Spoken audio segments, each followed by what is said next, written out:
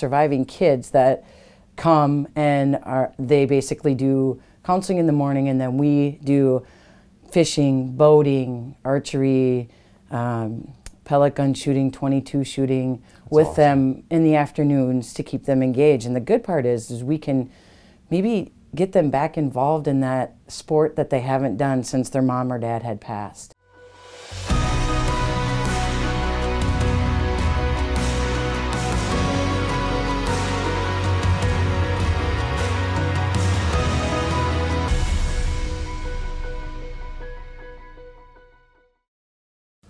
Jen, pleasure to connect with you. What brings you out here to Chicago this weekend?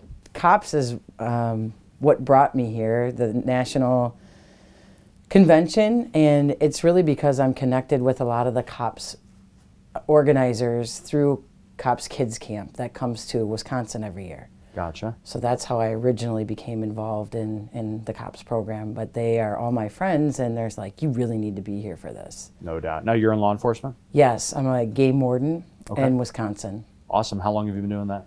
20 years this year. Did you wrestle a bear recently? Is that what's going on? I wish it was that awesome of a story, but no, I didn't. So let's talk a little bit about the kids program, because I'm sure a lot of people who are watching this have never heard of it before. What's it all about?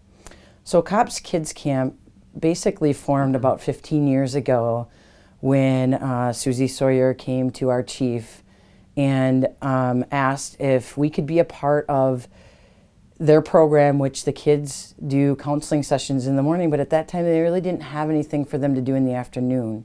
So all these kids were connecting, and he came to our chief and said, hey, what can you do to help us entertain the kids in the afternoon? And to be honest, when Susie came to our chief, she had him basically at hello. Whatever you need, you have.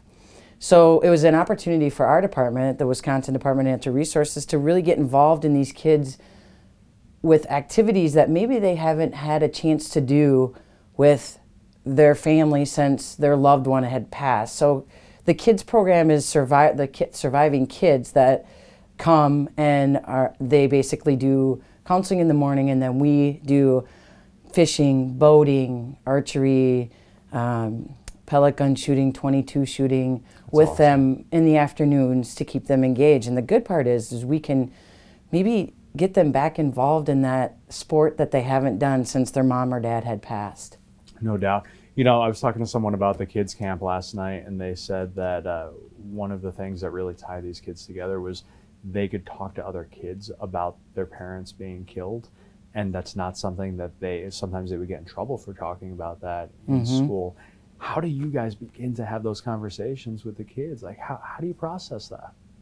You instantly have a connection with that kid because you are that person to them. Like, you're a law enforcement sort of, you know, kind of like a person to them that they may have lost. Right. So they can identify with you because of your uniform, your gun, your badge. So you instantly have a connection to them already. So to me, I want to hear their story. I want to know about that loved one. And they're not they're proud. They want to talk about that person in their life, and they're comfortable with you because you have that uniform on, and they already have that connection.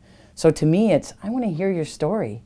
Tell me who you loved, you know, because you don't want them to forget that. Right. So that to me is the important part, and that's why we get game wardens from all over the state that readily volunteer to be a part of that. And when they leave, they say, that is the best thing that I have done in my career. And thank you for having us here, because they go away with memories forever. No doubt. I'm sure you've seen some of these kids develop over the years. How rewarding is that to see a kid go from this horrible tragedy and pain into becoming these young men and women? Fortunately for me, I have been involved with it from the start. When I started, I was a field warden, and so I just came and volunteered for the days, kind of like I schedule the guys to do now. Now I'm in charge of all of that. So for the last 15 years, I've seen these kids come and go. And when they first come, they're very hesitant. I wouldn't say standoffish, but not sure, you know. And over time, you see them grow into these young men and young women that have used this critical moment in their life as an opportunity to grow. Yeah, absolutely. What do you want people to know?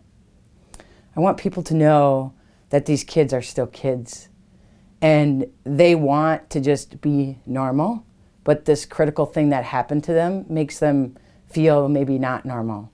So you are right when you say that these kids come there to connect and to just be normal within that group. So what I want people to know is they are normal kids trying to live a normal life. No doubt. Guys, we encourage you to go check out the Concerns of Police Survivors organization. They are running some amazing programs like this all over the country. Thank you so much for coming out, for sharing your story. Guys, thanks for hitting that share button on the video. God bless America.